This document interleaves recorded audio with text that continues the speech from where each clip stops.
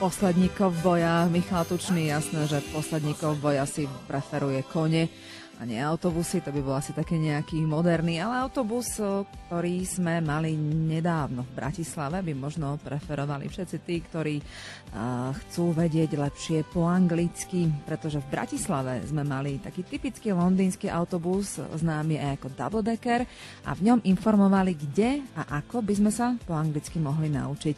Viktor Kudzia oslovil riaditeľa organizácie, ktorá propagovala medzinárodné pobyty, Martina Boleka. Stojíme tu v modrom dvojposchodovom anglickom autobuse, ktorý je typický pre Londýn. Cieľom je zaujať nielen mladých ľudí, ale širokú verejnosť, aby si uvedomila, že ovládanie angličtiny je dnes nevyhnutnosťou.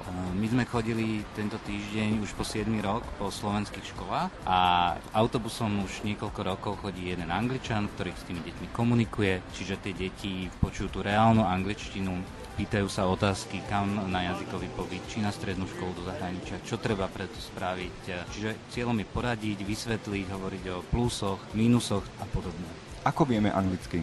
Veľmi dobrá otázka. My sme robili prieskum na vzorke 1,7 milióna ľudí po celom svete v 54 krajinách. Slovensko skončilo na 16. mieste, čo je docela dobrý výsledok, ale vždycky dôležité, s kým sa porovnávate. Naši susedia, Česká republika, Poľsko, Maďarsko, Nemecko skončili lepšie. Pre mladú generáciu ľudí sa angličtina stáva postupne prirodzeným jazykom. Čo však starší ľudia, ktorí možno nemajú toľko možností alebo snahu učiť sa cudzí jazyk? Áno, je to aj historicky dané, že tá generácia, nazval by som to 40+, nemala také možnosti, ale oni si to dneska uvedomujú v práci.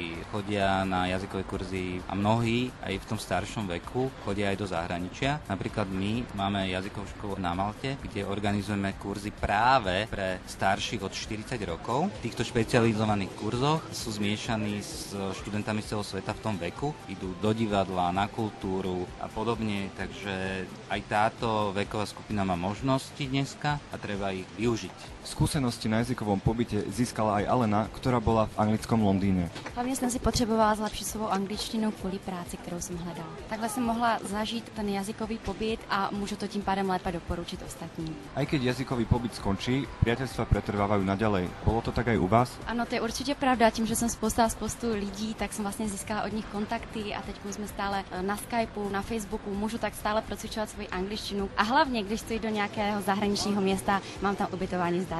Tento londýnsky jazykový double-decker precestoval už niekoľko desiatok krajín a veľmi dobrý prehľad o jazykových znalostiach Európanov má jeho vodič Steve Gisler.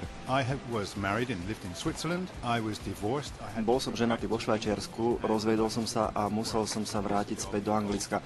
Hľadal som si prácu a toto sa mi zdalo ideálne. Neustále cestovanie po Európe, celý rok na cestách. Považoval som to za skvelé vidieť iné krajiny a kultúry. Minulý rok autobus navštívil 20 krajín a je to neskutočne fascinujúca práca.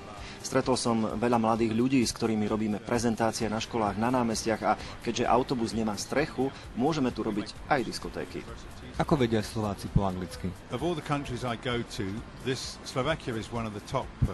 Zo všetkých krajín, kde som bol, je Slovensko jednou z najlepších. Myslel som si, že to budú severské krajiny, ako Švédsko, Nórsko, Fínsko a podobne, ale Slovensko sa k nim určite radí.